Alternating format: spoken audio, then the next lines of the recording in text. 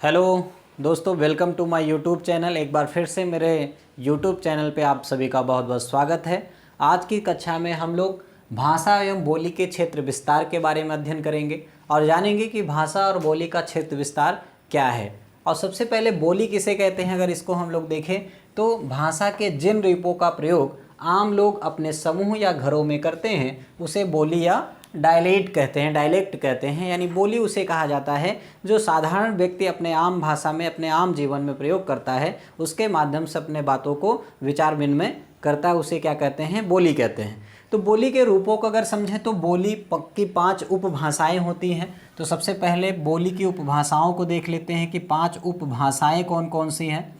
तो बोली के अंदर 5 उपभाषाओं को रखा जाता है। सबसे पहले उपभाषा पश्चिमी हिंदी।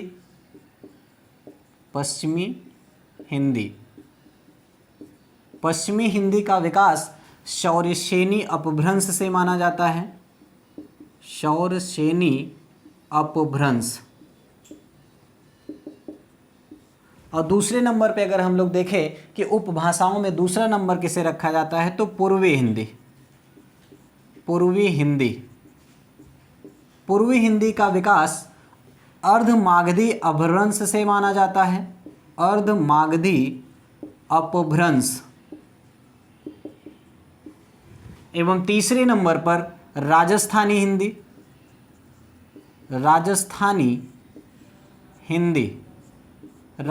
हिंदी का विकास राजस्थानी हिंदी के तौर पर अगर देखें तो राजस्थानी हिंदी का विकास माना जाता है शौरसेनी अपभ्रंश से। शौरसेनी अपभ्रंश। पश्चिमी हिंदी का भी विकास शौरसेनी अपभ्रंश से माना जाता है और राजस्थानी हिंदी का भी विकास शौरसेनी अपभ्रंश से माना जाता है। चौथे नंबर पे बिहारी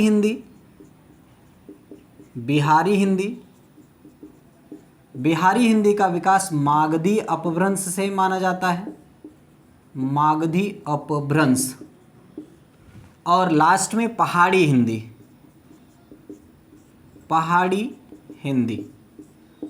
हिंदी का विकास ब्राचड़ अपभ्रंश से माना जाता है। ब्राचड़ अपभ्रंश। तो ये मुख्यतः हिंदी की 5 उपभाषाएं हैं। सबसे पहले नंबर पे पश्चिमी हिंदी जिसका विकास शौरसेनी अपभ्रंश से हुआ। दूसरे नंबर पर पूर्वी हिंदी जिसका विकास अर्धमागधी अपभ्रंश से हुआ। तीसरे नंबर पे राजस्थानी हिंदी जिसका विकास शौरसेनी अपभ्रंश से माना जाता है और बिहारी हिंदी का विकास मागधी अपभ्रंश से। और 5वें नंबर पे पहाड़ी हिंदी जिसका विकास ब्राचड़ अपभ्रंश के रूप में जाना जाता है। आइए देखते हैं कि पश्चिमी हिंदी के अंतर्गत कौन कौन सी बोलियों को रखा जाता है। तो सबसे पहले हम लोग पश्चिमी हिंदी के बारे में चर्चा करेंगे इस क्लास में कि पश्चिमी हिंदी के अंदर कौन कौन सी बोलियों का भारत के क्षेत्रों में विस्तार हुआ है। तो सबसे पहले नंबर पे हम लोग सीखते हैं पश्चिमी हिंदी के बारे में। पश्चिमी हिंदी उपभाषाओं में सबसे पहला नंबर पश्चिमी हिंदी। इसके अंतर्गत जो भाषाएं आती हैं और उनके बारे में हम लोग चर्चा करेंगे। तो सबसे पहले नंबर पे ब्रज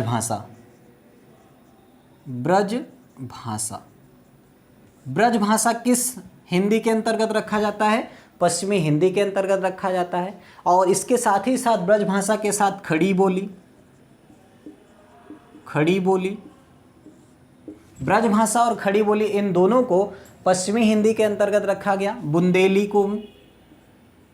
बुंदेलखंडी, साथ ही साथ कन्नौजी और 5वें नंबर पे है हरियाणवी। इन 5 बोलियों को पश्चिमी हिंदी के अंतर्गत रखा गया है। और इन 5 बोलियों के क्षेत्र विस्तार की अगर हम लोग चर्चा करेंगे इस क्लास में तो देखेंगे कि आज कौन कौन से क्षेत्रों में ब्रज भाषा का विकास है, खड़ी बोली का विकास किन क्षेत्रों में है, बुंदेलखंडी भाषा का विकास किस क्षेत्रों में है, कन्नौजी भाषा का विकास किस क्षेत्रों में और हरियाणवी भाषा का विकास किन क्षेत्रों में हुआ है। तो सबसे पहले हम लोग ब्रज भाषा की चर्चा कर लेते हैं। ब्रज भाषा की क्या विशेषता है? ब्रज भाषा से अगर पूछे ब्रज भाषा का विकास किस अपभ्रंश से माना जाता है तो शौरसेनी अपभ्रंश से ब्रज भाषा का विकास माना जाता है। शौरसेनी अपभ्रंश। और सबसे विशेष बात यह है कि जो ब्रज भाषा है ये मथुरा, आगरा, अलीगढ़, अगर क्षेत्र विस्तार की बात करें किन क्षेत्रों में बोला जाता है तो मथुरा, आगरा, अलीगढ़, ऐसे भारत के कई शहरों में, भारत के कई क्षेत्रों में जो है ब्रज भाषा का बहुत ज़्यादा विस्तार मिलता है। एटा, मैनपुरी, बुलंदशहर, इन सब जगहों पे भी एटा, मैनपुरी, बुलंदशहर,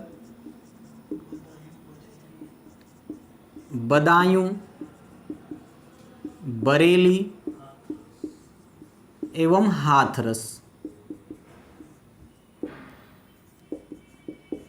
मूलतः अगर ब्रजभाषा के क्षेत्रों की हम लोग देखें, चर्चा करें तो मथुरा, आगरा, अलीगढ़, एटा, मैनपुरी, बुलंदशहर, बदायूं, बरेली और हाथरस, इन सारे क्षेत्रों में किस भाषा का चलन है? ब्रजभाषा का चलन है।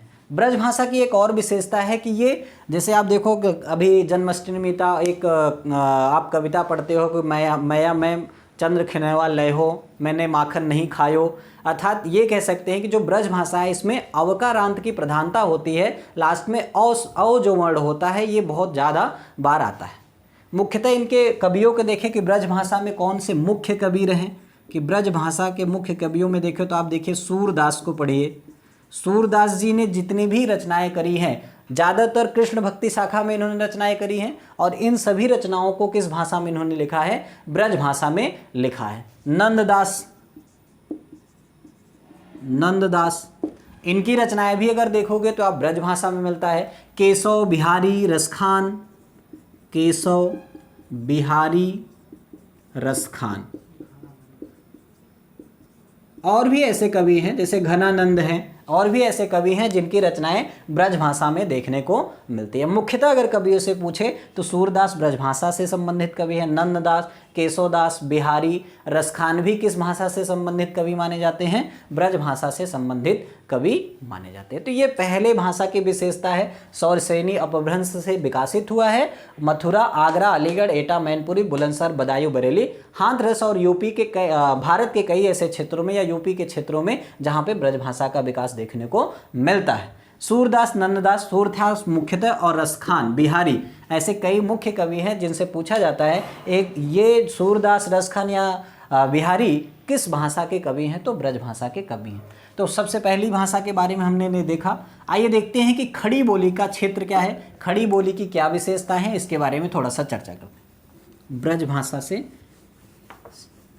नेक्स्ट खड़ी बोली है। खड़ी बोली से हम लोग देखते हैं कि क्या इम्पोर्टेंसी है खड़ी बोली का, क्या इसका महत्व है, और खड़ी बोली किन क्षेत्रों में बहुत अच्छे तरीके से विस्तारित है, और खड़ी बोली का उद्भव कैसे होता है। तो हमने देखा ब्रज भाषा का उद्भव कहाँ से हुआ? शौरसेनी अपभ्रंश से। क्यों? क्योंकि ब्रज भाषा पश्चिमी हिंदी के अंतर्गत रखा गया। सेम तरीके से ये आप समझ सकते हैं खड़ी बोली बुंदेलखंडी, कन्नौजी और हरियाणवी, इन सभी भाषाओं का या बोलियों का जो उद्भव हुआ है शौरसेनी अपभ्रंश से। तो यहाँ लिख सकते हैं इसका भी उद्भव कैसे हुआ है? शौरसेनी अपभ्रंश से। शौरसेनी अपभ्रंश से किसका उद्भव हुआ? खड़ी बोली का उद्भव माना जाता है। और ये खड़ी बोली की प्रधानता क्या है? ये आकारांत प्रधान है। खड़ी बोली की जो विशेषता है वो आकारांत प्रधान है।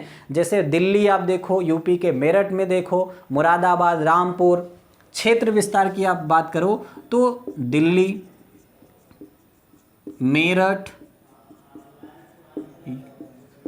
मुरादाबाद, रामपुर, सहारनपुर, मुजफ्फरनगर, एटा, मुजफ्फरनगर, पश्चिमी यूपी कह लीजिए जहाँ पे अमीर खुसरो जी का जन्म हुआ था, बिजनौर,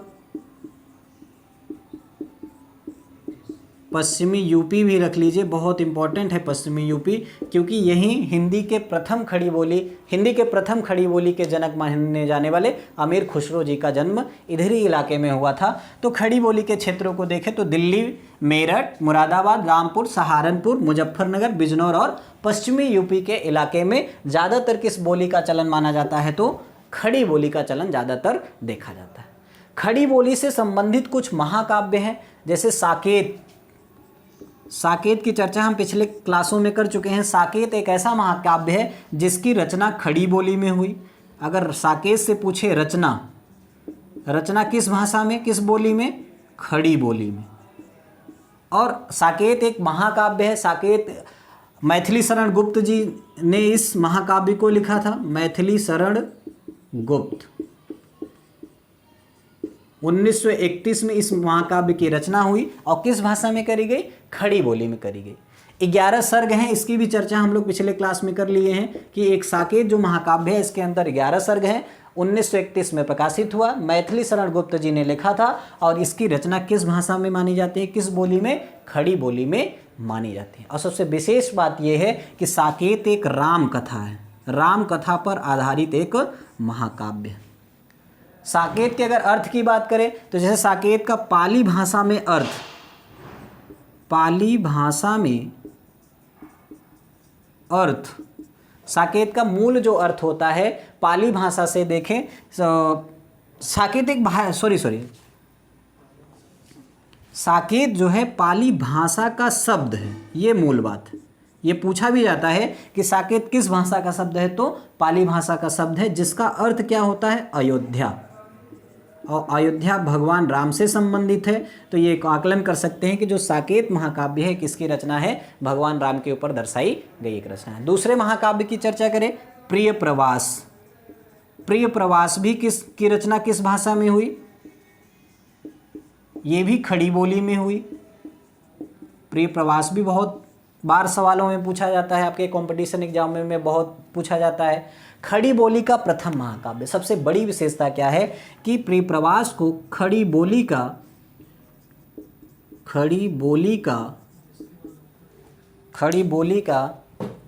उसमें से आई डाल दीजिए, खड़ी बोली का प्रथम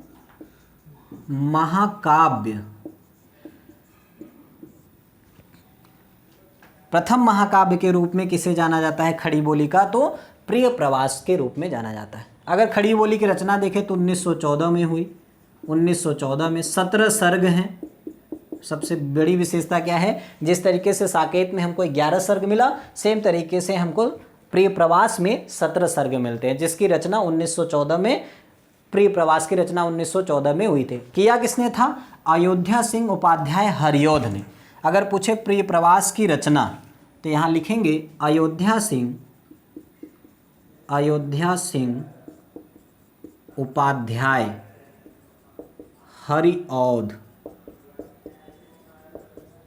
अयोध्या सिंह उपाध्याय हरिऔध ने किस महाकाव्य की रचना की थी? प्रिय प्रवास की रचना की थी। किस भाषा में पूछे, किस बोली में पूछे तो आप बता सकते हैं खड़ी बोली में की थी। और यही प्रिय प्रवास खड़ी बोली का प्रथम महाकाव्य के रूप में जाना जाता है। आधुनिक युग के तुलसी के रूप में देखें, एक सवाल और यहाँ से बहुत इंपॉर्टेंट बनता है कि आधुनिक युग का सूरदास अगर पूछें कि आधुनिक युग का सूरदास किसे कहा जाता है? बहुत इंपॉर्टेंट सवाल है। अयोध्या सिंह उपाध्याय हरिऔध को आधुनिक युग का सूरदास भी कहा जाता है। आधुनिक युग का सूरदास। एक तो यहाँ से ये इंपॉर्टेंसी देखने को मिलती है, इंपॉर्टेंट क्वेश्चन है कि आधुनिक युग का सूरदास किसे कहा जाता है? तो अयोध्या सिंह उपाध्याय हरिऔध को। एक और सवाल यहाँ से, जैसे आपने देखा मैथिली शरण गुप्त, इन्होंने किस महाकाव्य की रचना की? साकेत की। इन्हें आधुनिक युग का तुलसी कहा जाता है। आधुनिक युग का तुलसी। इनकी तुलना किससे करी गई है आधुनिक युग में? जिस तरीके से तुलसीदास रचनाएं करते थे, उसी तरीके से आधुनिक समय में मैथिली शरण गुप्त की रचनाएं देखने को मिलती हैं। और सूरदास से संबंधित अगर आधुनिक युग का सूरदास पूछे तो अयोध्या सिंह उपाध्याय हरिऔध। और देखते हैं आगे, दो महाकाव्यों को हमने देखा कि दो ऐसे महाकाव्य हैं, साकेत और प्रिय प्रवास, किस बोली में लिखे गए हैं? तो खड़ी बोली में लिखे गए। और भी चीज़ें देख लेते हैं, थोड़ा रब कर लेते हैं। याद रखिएगा, प्रिय प्रवास भी बहुत बार सवाल में आया है और साकेत भी बहुत बार सवाल में आया था। साकेत का अर्थ जो होता है वो होता है अयोध्या, जो एक राम कथा पर आधारित है। कामायनी एक बहुत महाकाव्य की चर्चा करें, कामायनी की भी रचना किस बोली में करी गई है? तो खड़ी बोली में। कामायनी की रचना खड़ी बोली। खड़ी बोली। और अगर पूछा जाए कि कामायनी की रचना किसने किया था तो जयशंकर प्रसाद ने, जयशंकर प्रसाद। और ये रचना 1935 में हुई। कामायनी की रचना कब हुई? 1935 में। सर्गों की संख्या अगर पूछे तो इसमें 15 सर्ग शामिल है। 15 सर्ग हैं कामायनी के। 1935 में लिखा गया। किस भाषा में लिखा गया? खड़ी बोली में। किसने लिखा? जयशंकर प्रसाद ने लिखा। कामायनी छायावाद का उपनिषद भी कहा जाता है। कामायनी जो ग्रंथ है इसे छायावाद का, यहाँ लिखेंगे, इसे छायावाद का उपनिषद भी कहा जाता है। उपनिषद कहा जाता है। कामायनी जो रचना है इसे छायावाद का उपनिषद कहा जाता है, एक मूल बात है। इसके साथ ही साथ में खड़ी बोली के रूप में अमीर खुसरो को जानना थोड़ा बहुत इंपॉर्टेंट है, क्योंकि अमीर खुसरो ने खड़ी बोली को बहुत बढ़ावा दिया। ये एक मुसलमान थे अमीर खुसरो, व्यक्तित्व तौर पर ये मुसलमान थे, लेकिन इन्होंने कभी भी हिंदी से घृणा नहीं किया। इन्होंने कहा कि हिंदी ही हमारी भाषा है, मैं अपनी रचनाओं को क्या करूँगा? हिंदी में लिखने का काम करूँगा, और वो भी किस भाषा में? खड़ी बोली हिंदी में लिख। क्योंकि इनके समकालीन कवियों को अगर आप देखते हो तो जितने भी कवि थे सभी लोगों ने ब्रज भाषा में लिखा, चाहे सूरदास हो और जितने अन्य कवि थे उन्होंने ब्रज भाषा का ज़्यादा प्रयोग किया। लेकिन उन्हीं के समकालीन अमीर खुसरो ने अपनी क्षेत्रीय भाषा का प्रयोग किया, और इनकी क्षेत्रीय भाषा क्या थी? खड़ी बोली। खड़ी बोली हिंदी के प्रथम कवि के रूप में जाने जाते हैं। अगर पूछे आपसे अमीर खुसरो खड़ी बोली हिंदी के, खड़ी बोली हिंदी के प्रथम कवि, खड़ी बोली हिंदी के प्रथम कवि कौन है? अमीर खुसरो। इनका जन्म पश्चिमी यूपी में हुआ। जन्म देखा जाए तो मूल सवाल पश्चिमी यूपी, पश्चिमी यूपी। सबसे बड़ी चीज़ क्या है? बहुत बार एग्जामों में आपसे पूछा जाता है कि तूतीय हिंद, तूतीय हिंद किसे कहा जाता है? तो अमीर खुसरो की एक उपाधि है तूती-ए हिंद, जिसका अर्थ होता है हिंद का तोता, हिंद का तोता।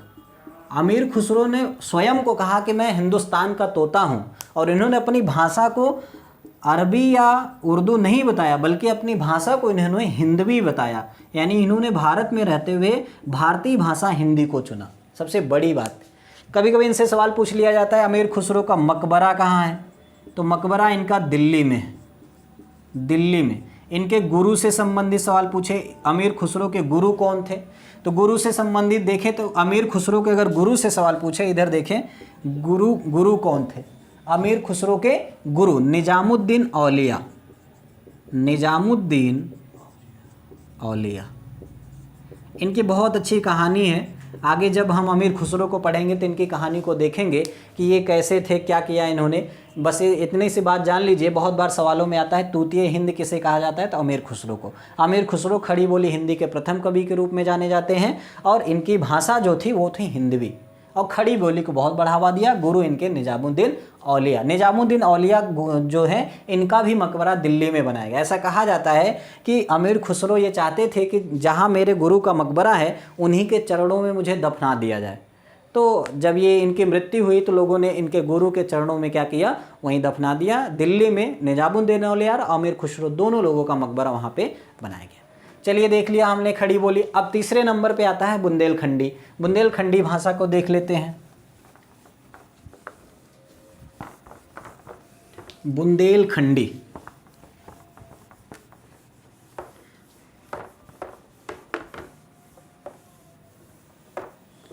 बुंदेलखंडी तीसरे बुंदेलखंडी। और हमने पहले ही बताया कि अगर आपसे पूछे ब्रज भाषा, खड़ी बोली, बुंदेलखंडी, कन्नौजी, हरियाणवी का उद्भव कहाँ से हुआ, तो हम बताएंगे सौरसेनी अपभ्रंश से। तो उद्भव हम लिखेंगे इसका, उद्भव सौरसेनी अपभ्रंश, सौरसेनी अपभ्रंश। बुंदेलखंडी भाषा का भी उद्भव कहाँ से हुआ है? सौरसेनी अपभ्रंश से हुआ। क्षेत्रीय भाषाओं में देखें तो बुंदेलखंड किधर है? झांसी की तरफ है। झांसी, हमीरपुर, छतरपुर, एमपी का इलाका। तो झांसी क्षेत्र देखें, बुंदेलखंड का क्षेत्र क्या है? झांसी है, हमीरपुर, छतरपुर, और एमपी के क्षेत्रों में ज़्यादातर ये बोली क्या बोली जाती थी। बुंदेलखंड की जो बुंदेलखंडी भाषा है, बुंदेलखंडी जो भाषा है ये एमपी के इलाके में बहुत अच्छे तरीके से बोली। जालौन हो गया, ओरछा सागर हो गया, जालौन एमपी का इलाका है, ओरछा सागर, ओरछा, इन सभी क्षेत्रों में लगभग एमपी के क्षेत्रों में किस भाषा का ज़्यादा महत्व था? बुंदेलखंडी भाषा का ज़्यादा महत्व था। इसमें कोई विशेष सवाल नहीं है, बस ये है कि ये लोक साहित्य, इसमें ज़्यादातर लोक साहित्य लिखे गए। हिंदी साहित्य से संबंधित इस भाषा में कुछ नहीं है, लोक साहित्य से संबंधित बुंदेलखंडी भाषा में मिलते हैं। हाँ, एक और विशेष एक बात ये है कि आप जानते हो आल्हा उदल के बारे में सुने होंगे आप लोग। आल्हा उदल से संबंधित ढेर सारे गाना बजाना भी होते हैं ना। जैसे आप देखो कभी कभी तो एक लोक गाथा के रूप में आल्हा की जो आल्हा खंड जिसे कह लीजिए, या आल्हा उदल से संबंधित जो सॉन्ग बनाए गए या जो गीत बनाए गए उन्हें लोक गाथा कहा गया, लोक गाथा। और सबसे बड़ी चीज़ ये थी कि जो आल्हा गाया जाता था ये लोक गाथा के रूप में या लोकगीत के रूप में गाया जाता था, या लोकगीत भी लिख सकते हैं, लोकगीत। तो आल्हा जो लोकगीत था इसे किस भाषा में लिखा गया था? बुंदेलखंडी भाषा में। लेकिन बुंदेलखंडी का एक उपभाषा होता है जिसे कहते हैं बनाफरी, बनाफरी भाषा, बनाफरी। ये बनाफरी जो भाषा थी ये किसकी उपभाषा थी? ये बुंदेलखंडी की उपभाषा थी, जिसमें आल्हा लोकगीत को लोग गाया करते थे। आज भी इसका चलन हमारे कहीं कहीं देखने को मिलता है। और सबसे विशेष बात क्या है, इसके एकमात्र कवि हैं गोरेलाल, जिन्होंने छत्र प्रकाश, कवि से पूछे बुंदेलखंड से, बुंदेलखंडी भाषा से संबंधित एक कवि हैं जिनका नाम है गोरेलाल, सिर्फ एक और एकमात्र कवि। अगर इनकी रचना पूछे, रचना है छत्र प्रकाश। छत्र प्रकाश किसकी रचना है? गोरेलाल की। किस भाषा में है? तो बुंदेलखंडी भाषा में है। आइए देख लेते हैं कन्नौजी, फिर देख लेते हैं हरियाणवी। तो कन्नौजी भाषा में थोड़ा सा देखते हैं। कन्नौजी नाम से ही पता चल रहा है लगभग कन्नौज के इलाकों में बोला जा रहा होगा। तो कन्नौजी से संबंधित सवाल क्या बनते हैं? कन्नौजी, कन्नौजी का भी उद्भव कहाँ से हुआ? शौरसेनी अपभ्रंश से माना जाता है। कन्नौजी इटावा, फर्रुखाबाद, शाहजहांपुर क्षेत्र ही समझ लीजिए। इटावा, फर्रुखाबाद, शाहजहांपुर,